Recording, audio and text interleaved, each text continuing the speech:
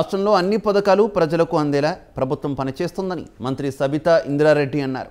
ప్రధాని సొంత రాష్ట్రమైన గుజరాత్లో 800 పెన్షన్ ఇస్తుంటే తెలంగాణలో 2016 రూపాయలు ఇస్తున్నామన్నారు. దళిత బంధు, రైతు బంధు, కేసీఆర్ కిట్ లాంటి పథకాలు పేదలందరికీ అందిస్తున్న ఏకైక రాష్ట్రం తెలంగాణ అని కొనియాడారు. కేంద్రంలోని బీజేపీ ప్రభుత్వం గ్యాస్ ధరలు పెంచి సామాన్యులపై పెనుభారం వేసిందని ఆగ్రహం వ్యక్తం చేశారు.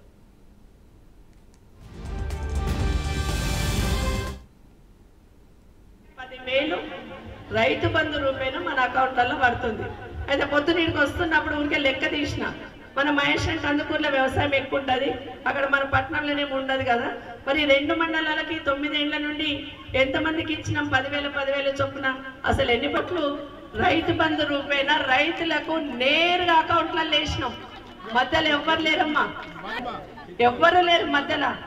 ఈ నాయకుడు లేడు, ఆ నాయకుడు లేడు, ఎవ్వరు లేరు.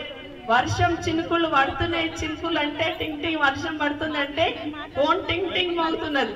అప్పుడు ఏమంటున్నారు?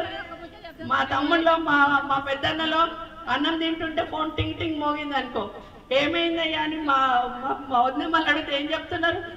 కేసీఆర్ పైసలు పడ్డాయి, వచ్చినాయి, ఇక పొయ్యి తీసుకొస్తా, విత్తనాలు తెస్తా అంటున్నా లేదా? ఈరోజు బ్యాంకులకు వెళ్ళి నేరుగా మీ సెల్ ఫోన్లకి మెసేజ్ వస్తుందా లేదో ఒక్కసారి చూడండి. ఇంతకుముందు ఎప్పుడన్నా ఉందా? మరి ఇది కదా కేసీఆర్ చేసింది. ఇంతకుముందు కూడా నేను కూడా ఉన్నాను. భర్త చనిపోతే భార్య వచ్చి ఏడుస్తుండే, అమ్మ మా ఆయన అప్పు చేసిండు, బ్యాంకులకు వెళ్ళి అప్పు తెచ్చిండు, భూమి కాయిదాలు బ్యాంకులో పెట్టిండు, మరి ఆ పైసలు తీసుకోవాలి, నా పిల్లల్ని ఎట్లా పెంచాలి అని ఏడుస్తుండే. సరే ఏడ్చినప్పుడు వచ్చినప్పుడు 5,000 10,000 ఇచ్చి పంపిస్తుంటే, కానీ నీకు ఇది చేస్తామని భరోసాగా చెప్పలేకపోతుంటే. కానీ ఈరోజు కేసీఆర్ ఏం చేశాడు? భర్త చనిపోతే, ఒక రైతు అనేటోడు చనిపోతే దినవరాలు కాకముందే 5 లక్షలు మీ ఇంటికి వస్తున్నాయి. భర్త చనిపోయిన వాళ్ళ ఇంటికి వస్తున్నాయి 5 లక్షలు. అయితే ఊరికే రావు, బ్యాంకుల్లో వచ్చి ఊరికే ఇస్తలేదు. మీ తరఫున బ్యాంకులో 1,400 కోట్లు సంవత్సరానికి కడుతున్నాడు కేసీఆర్ గారు. ప్రతి రైతు రూపంలో రైతు పేరు మీద 1,400 కోట్ల రూపాయలు బ్యాంకులో ప్రతి సంవత్సరం ఇన్సూరెన్స్లో కడితే ఆ కంపెనీ వాళ్ళు రైతు చనిపోగానే వచ్చి కుటుంబానికి 5 లక్షలు ఇచ్చిపోతా ఉన్నారు. కార్యకర్తల ఆత్మీయ సమ్మేళనమే కాదు, ప్రతి గ్రామంలో 50 మంది కార్యకర్తల పేరుతో లిస్ట్ తయారు చేసుకున్నటువంటి పరిస్థితుల్లో వాళ్ళ సభలు అనుమతి నిర్వహించుకోవాల్సినటువంటి బాధ్యత ఉన్నది అని చెప్పి తెలియజేస్తా ఉన్నా. అదేవిధంగా మహిళలందరినీ కూడా ఇన్వాల్వ్ చేయాల్సినటువంటి బాధ్యత. ఇలా డాక్రా మహిళలంటే పొదుపు సంఘాలకు సంబంధించిన వాళ్ళందరూ యాక్టివ్ గా ఉన్నటువంటి సందర్భాలు ఉన్నాయి.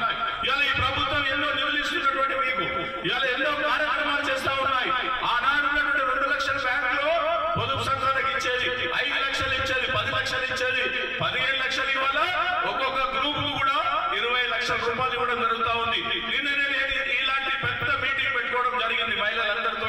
నా నియోజకవర్గంలో చెప్తా ఉన్నాడు, ఎంటర్ప్రైజెస్ వాళ్ళంతా కూడా స్వయం కృషితోటి బిజినెస్ చేసుకుని ఎన్నో కార్యక్రమాలు చేసుకుంటా ఉన్నామని చెప్తా ఉన్నారు. ఇక్కడ కూడా పెద్ద ఎత్తున మహిళలందరూ కూడా బిజినెస్ చేస్తున్నటువంటి సందర్భాల్లో ప్రతి ఒక్క కుటుంబంలో 30,000, 20,000, 50,000 సంపాదిస్తున్నటువంటి సందర్భాలు కనబడతా ఉన్నాయని చెప్పేసి కూడా ఇది చైతన్యం. ఈ చైతన్యంతో మహిళా లోకం అంతా కూడా ఏకతాటిగా మనకున్నటువంటి సందర్భాలు ఉన్నాయని చెప్పి ఈ సందర్భంలో